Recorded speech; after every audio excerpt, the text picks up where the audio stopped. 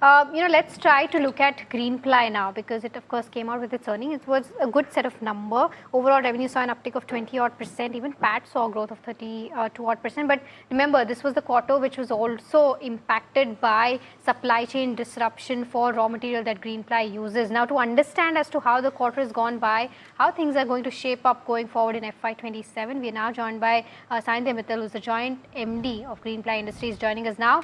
Mr. Mittal, thank you so much for taking out the time. Mahima this side. My first question is with regards to the plywood margins, because overall the margin uptake that you've seen in this one could be on account of one, the improvement in mix, and two, also on account of maybe the price hikes that you've taken. Just want to get a sense in terms of how structural this margin change is, and going forward for FY27, how do you peg the blended margins to be at? I think this change that is here to stay, and yes, we have passed on the price increase that happened due to the West Asia war in Q1.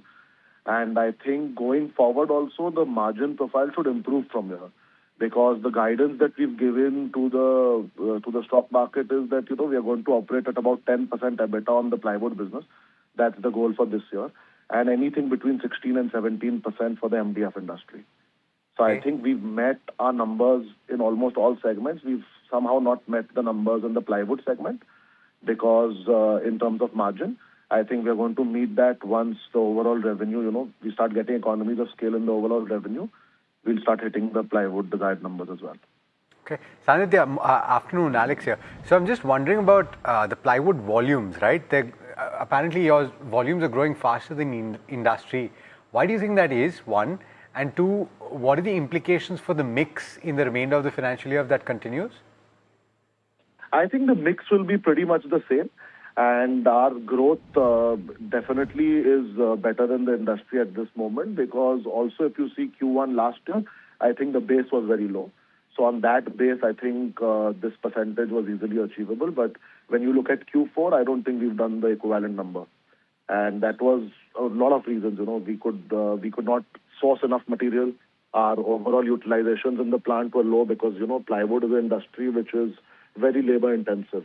And because of elections in Q1, I think April and May, there were quite a few disruptions across our facilities. Understood. I'm just trying to understand the landscape as well, Sanidhya, and how much pricing ability you currently have. If you can describe the market share in the areas that you operate. In the plywood business, I think we operate pretty much pan-India, and I think the market share for any organized player, even though we call ourselves the number one player in the country, I think is very, very low. The unorganized segment is huge. And I think there's finally, we can sense some shift, and we are very gung-ho about this category.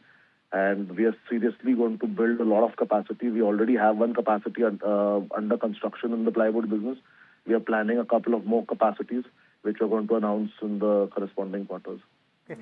Can you spell that out a little bit, and what is the kind of spend that you've lined up for these additional properties, and they'll come through? So first of all, the current capacity that you're building, when does that come on stream? And two, when do you anticipate that you will add the additional capacity? So I think almost every year going forward, we'll be adding one capacity to the plywood business. So this year, already by the end of the financial year, we'll have the Odisha facility up and running. And next year, we'll be doubling the capacity at Lucknow, Sandila. So we already have a facility there. We are going to double the capacity next financial year over there. And the year post that also, it looks like, we'll have to do it. The reason for this is that we see a great runway ahead for growth. Also, we are kind of shifting our revenue mix from more self-manufactured than outsourced, because in times of crisis, the outsourced partners are not being able to cope up. For example, Q1, we could have done a much better number if the outsource gave us the entire capacity which we got in Q4, for instance. Okay, Mr.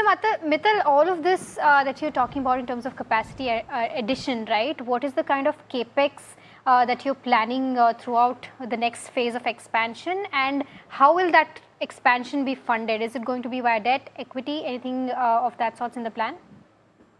Yeah, so I think typically it will be a mix of internal accruals and debt.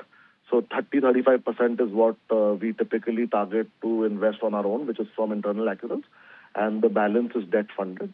And the plywood business overall, I think the Capex numbers are not very crazy. I think it's 125 crores. We keep adding a 60,000 NA capacity. And this 60,000 NA is a per day kind of a number that we produce. So I think anything between 125 crores, typically we'll keep adding, a new factory in plywood almost every year going forward for the next 2 to 3 years. And with regards to the volume expansion that you've mentioned about in this quarter, can you give us the bifurcation in terms of your top line as to how much of that was driven by volumes and how much of that was driven by pricing? Because from what my understanding is that because of the West Asia crisis, a lot of it would have been driven by price hikes that you've transferred to your consumer. No, so if I talk about the India plywood business, I think the volume growth that we saw in India plywood business was 13.8% year on year. Okay. Okay. And the realization growth was about 3.8%. Okay. Okay. What is the kind of split right now at this moment, Sanidhya, with MDF and plywood? So the total revenue amongst the consolidated for MDF and plywood. So I think the total revenue was 724.9 crores, out of which about 196 crores came from MDF and the balance 528 odd crores came from plywood. Okay. And you're saying that this rough split is going to continue through this year at the very least, right?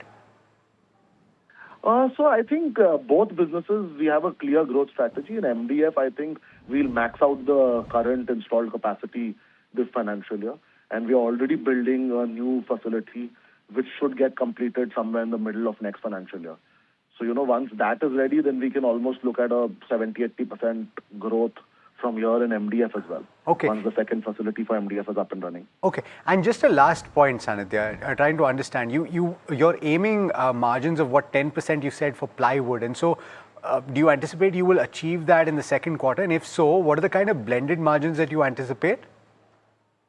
I think the guidance we've given, annualized guidance to the investors, is that we would operate at about 10% EBITDA in the plywood business and anything between 16 and 17% in the MDF business.